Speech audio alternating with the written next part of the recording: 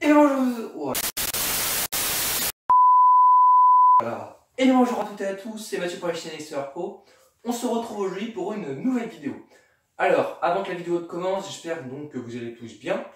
La vidéo sera de moins bonne qualité que d'habitude parce que je vous explique rapidement. Mon frère qui cadrait et montait mes vidéos est parti en vacances avec Adobe Premiere sur l'ordinateur.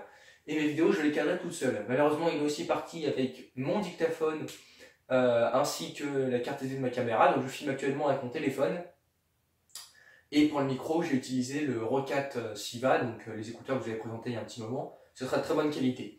Pour ce qui est du montage, je vous montrerai avec Vidéopat, c'est une licence, un logiciel de montage qui est à 25 €. Bon, ça fera l'affaire pour la vidéo qu'on va faire aujourd'hui. De toute façon, je ne compte pas sortir dehors. Aujourd'hui, on va répondre à une question à laquelle je pense depuis un moment et à laquelle j'avais envie de répondre avec vous. C'est l'avenir de l'overboard, ce qui devient aujourd'hui, est-ce que c'est encore intéressant d'en acheter, à quel prix on peut en trouver en se faisant plaisir, et les différents moyens de locomotion qu'on a aujourd'hui qui ont remplacé entre guillemets l'overboard. Donc l'overboard, ça fait maintenant un petit moment que c'est sorti courant en 2016 il me semble. Donc pour être plus précis, c'est pas un overboard, c'est le Gyroskate. C'est sorti déjà en 2016, donc courant 2016, ça fait déjà ça fait 3 ans, à peu près 3 ans, peut-être même avant 2016 que c'est sorti. Alors, est-ce que c'est encore aujourd'hui utile d'en acheter un? Est-ce que c'est encore intéressant d'en acheter un et de ne pas choisir autre chose? Eh bien, je dirais que oui et non. Disons que l'overboard, c'est un fantastique moyen de se déplacer en ville quand on habite dans des grandes villes, Lyon, Paris, Grenoble, enfin voilà, qu'on n'a pas beaucoup de routes à faire. C'est plutôt pas mal. Quand on a appris à en faire, on peut vraiment facilement s'éclater. Moi, je m'éclate avec, même si en ce moment, j'utilise un peu moins. Voilà, c'est vraiment super facile pour se déplacer en ville, etc. Mais je dirais que quand c'est sorti, bon, forcément, les prix étaient assez exorbitants. Aujourd'hui, pour 200, 300 €, vous avez des overboards qui sont d'excellente qualité. Mais l'overboard, c'est un petit peu dépassé, entre guillemets, on va dire. Voilà, ça a fait, moi, je trouve que ça a fait son temps. Et il y a tellement de moyens de déplacement qui se sont démocratisés en ce moment que voilà, l'overboard a tendance à être moins acheté. Alors il y a d'autres sortes d'overboard qui sont sortis, bien entendu. Il y a l'overboard tout terrain qui est sorti l'année dernière, il me semble. Donc qui possède de plus grandes roues et qui permet de faire des sentiers forestiers, alors pas non plus avec des gros cailloux, mais qui est un petit peu plus sympa. Et il y a un outil qui a été inventé aussi, c'est le kart d'overboard, moi que j'aimerais avoir dans pas très longtemps. Donc c'est un kart qui se met là-dessus, qui vous permet de faire de l'overboard assis, et vous profitez ainsi de la vitesse à fond, quoi, parce que il n'y a pas de risque de tomber. Donc je dirais que voilà, l'overboard, bon, on peut encore en acheter, mais il y a beaucoup d'autres moyens, comme je vous dis, qui sont démocratisés. On va en parler maintenant. Donc comme je vous disais, il y a pas mal d'autres moyens de locomotion qui sont sortis, donc de déplacement urbain électrique.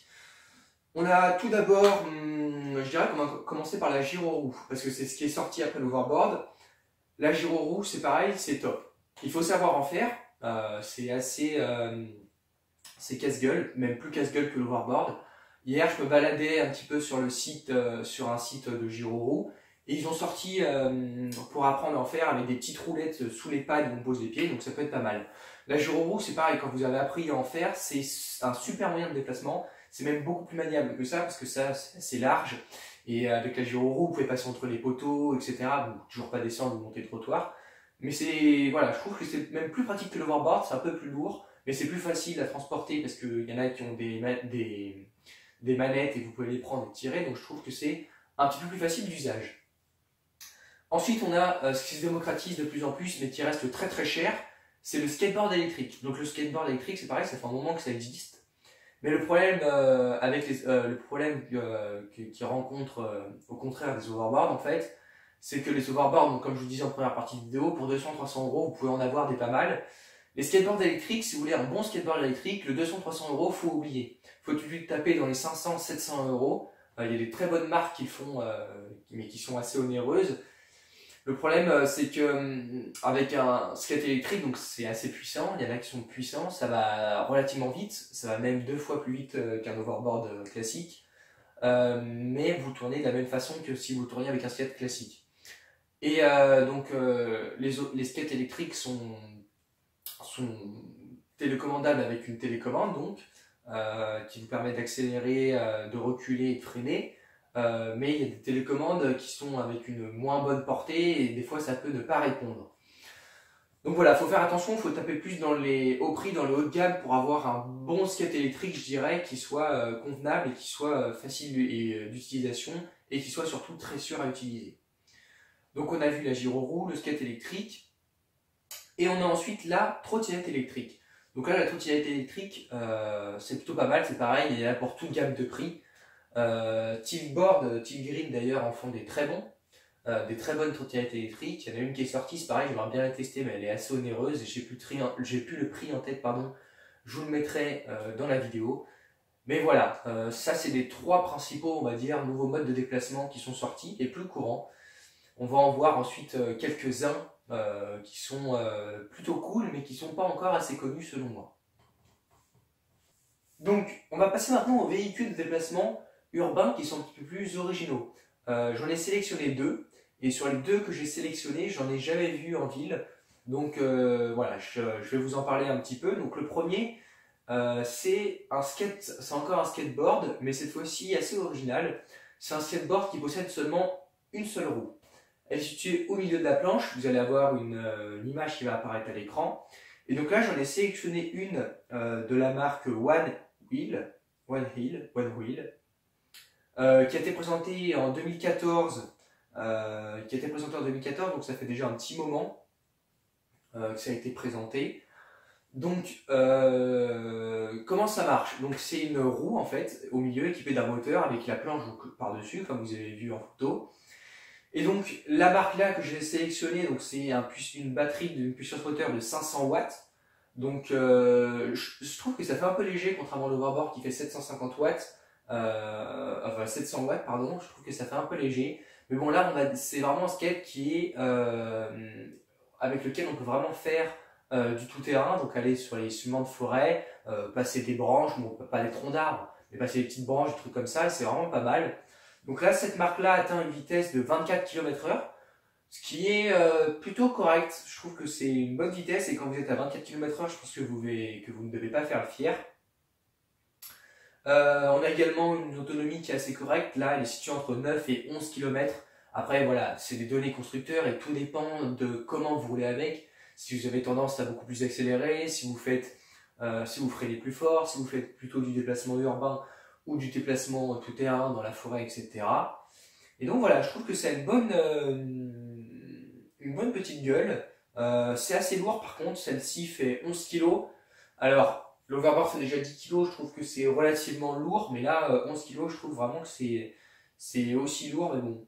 Apparemment, la prise en main a l'air d'être facile, donc ça doit être sympa à essayer, il doit y avoir des bonnes sensations de glisse, plus qu'avec l'overboard.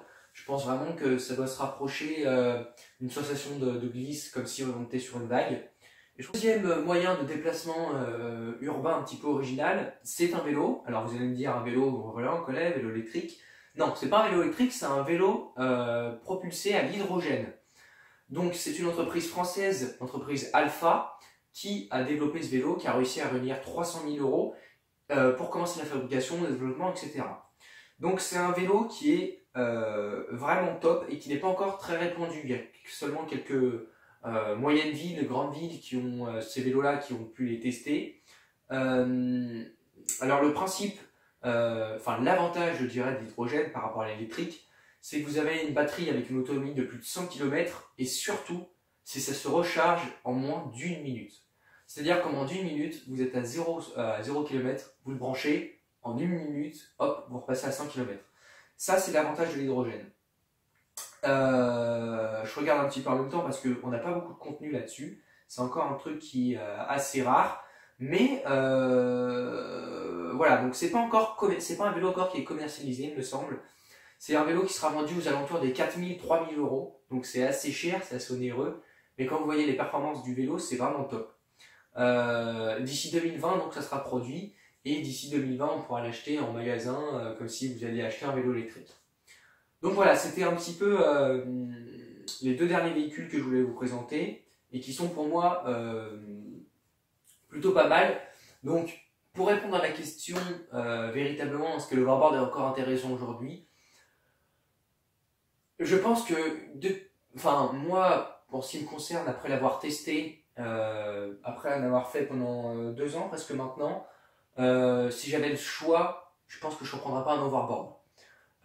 Parce que même si aujourd'hui ils sont beaucoup plus fiables, je pense que l'overboard vous faites vite le tour en 1 mois, 2 mois, voilà, c'est marrant, mais bon, c'est top, hein, vraiment. Moi je ne m'en lasse pas d'utiliser, mais je pense pas que je reprendrai ça.